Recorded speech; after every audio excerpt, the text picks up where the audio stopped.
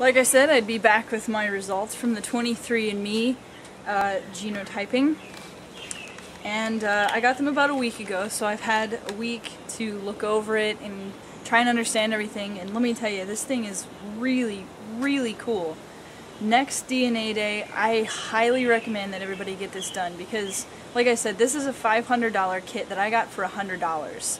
And I can't exactly remember when DNA day is, but it's in the end of April. So just try and keep it in the back of your mind for next year. I'll let you see what the page looks like. Let me cover up my name here. So this is kind of what the page looks like. You get your elevated risks, decreased risks, plus the percentages, like your risk compared to the average risk. Your carrier status and whether the variant is present or not, as well as your biological traits, which is, I mean, they're usually things that you know anyway, but it's pretty cool to see that just based on your genes, what they can tell about you. And then drug response, which is also pretty neat to say, you know, how you could potentially respond to that drug. For elevated risk, let's just take this one. It's celiac disease, which is a type of gluten allergy. The confidence they have is, it's based on how much research is behind it.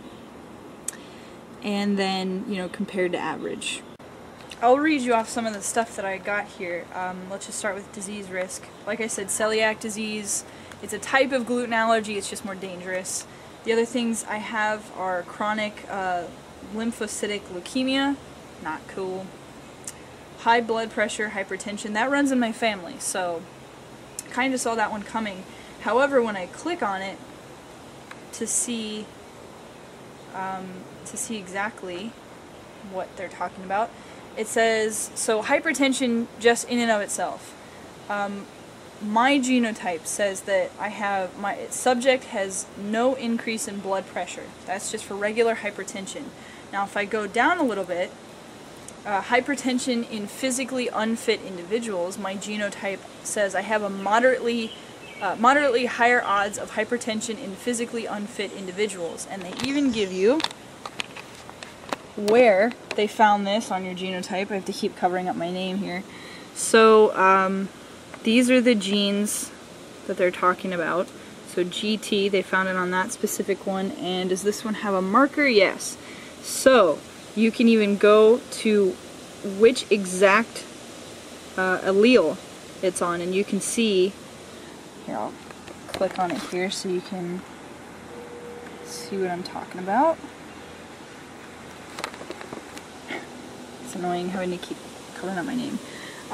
So this is the marker for hypertension in physically unfit individuals. So we're on gene 6. That's the name of the gene, the position, SNP, I'm not exactly sure what that means, and then versions, which is G or T, and that's the proteins. I'm pretty sure that's the proteins. And of course, it just got really sunny out. My decreased risks are type 2 diabetes, which is surprising since my maternal grandmother has that, but my risk is a 13.3%. The average risk is 18.2%. So while it's a decreased risk, it doesn't necessarily mean that it's something I still don't have to look out for, especially since it runs in my family. I also have a decreased risk of heart attack, psoriasis, melanoma, which is surprising because my father had melanoma. All kinds of stuff. And then they also list typical risks. So my risk for obesity is a 59.9%, and the average risk is a flat 59%. I don't think I'm gonna be obese anytime soon. Breast cancer is typical. Venous thromboembolism, which is the thing, if you've ever been on any type of hormonal birth control, that's the thing they tell you to watch out for. Lung cancer, colorectal cancer, Parkinson's. So that's enough for disease. Carrier status. See, this stuff is interesting. I mean, not that the rest of it isn't interesting. But these are the things that I can print out for my children and be like, don't be an asshole, you might actually have this. So, here is what I have. If I can, stupid glare. You can see that alpha-1 antitrypsin deficiency. As far as I understand it, it's basically a protein deficiency. The protein is supposed to protect the cells in your liver and your lungs, and the deficiency obviously causes it to not do its job, so it can help bring on emphysema and liver cirrhosis, that kind of thing. And then also hemochromatosis, which is anemia. So I'm a carrier for those two things. At least I have the variant present for those two things. Drug response. So I found out that I have a warfarin or warfarin sensitivity, which it's good to know, because that warfarin, I think it's pronounced warfarin, it's a blood thinner, so it's a relatively popular medication that they give to people. And according to my genetic data, it says slightly increased warfarin sensitivity may require decreased warfarin dose. So it's good to know, obviously. Another thing, I am a slow metabolizer of caffeine, which I've always known, ever since I've started drinking caffeine, that I reacted to it differently than other people, and I never knew why. I guess I never even considered my metabolism. But it turns out that according to my genotype data, that I am a slow metabolizer of it, which makes a lot more sense. All of the jitteriness that I've gotten in the past. Higher odds for heroin addiction. I guess I should stop now. Everything else is pretty typical. Now on to traits. Like, for example, eye color, likely blue. I already know that. But it's just cool to see that they can find this stuff out just by looking at your genes and knowing nothing else about you. Earwax type wet. Why would they find this out? Well, they could find out if you're Asian or any kind of like Mongoloid ancestor if your earwax was dry. Just happens to be one of those weird genetic things. This one is really cool. Muscle performance. It says I have one working copy of alpha-actinin 3 in fast twitch muscle fiber.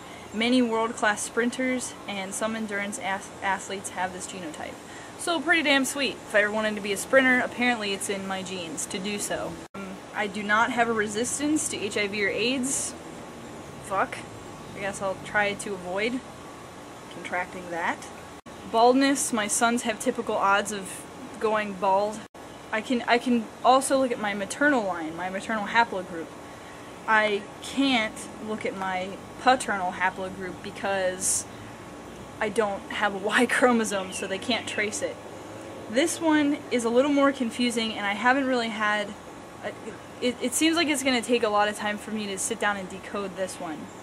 But as far as I can see, according to the little map that they've given me, it says locations of haplogroup U4. Circa 500 years ago, before the era of intercontinental travel. My maternal haplogroup is U4A2B. So they just take, part of it, and then I will show you the map here as the sun goes away, so we can have a little. So it's kind of hard to see, but it's mostly Europe.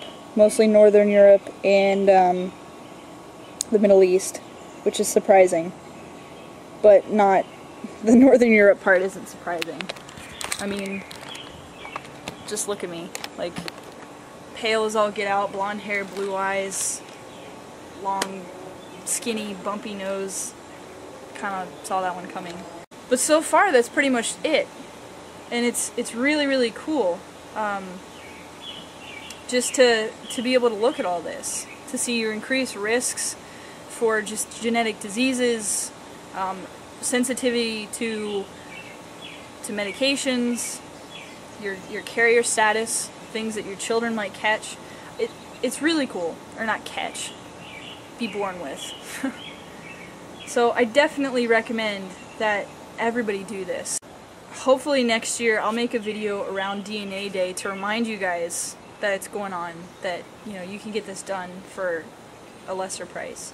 But I hope that you found this interesting, and I know that my video is also shown on RootsTV, so if you guys see this video, definitely it's 23andme.com, and I'll put a link in the bottom bar so you guys can go check out the website and everything. So that's pretty much it. Hope you guys enjoyed the video.